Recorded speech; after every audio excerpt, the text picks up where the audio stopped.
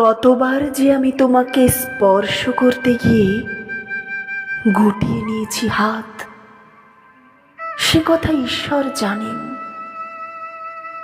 তোমাকে ভালোবাসার কথা বলতে গিয়েও কতবার যে আমি সে কথা বলিনি, সে কথা আমার ঈশ্বর জানেন।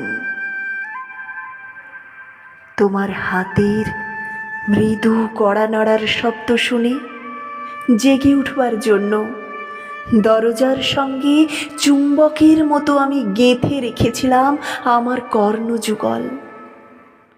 তুমি এসে আমাকে ডেকে বলবে, হে ওঠো, আমি আমি আর আমি হে কি শুনলাম, এমতো উল্লাসে নিজেকে নিক্ষেপ করব তোমার উদ্দেশ্যে।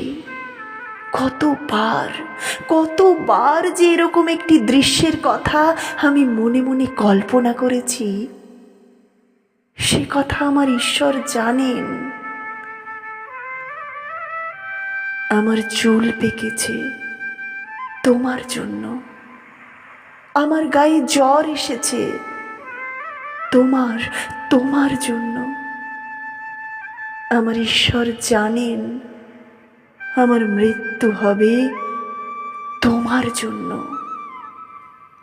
তারপর অনেক দিন পর একদিন তুমিও জানবে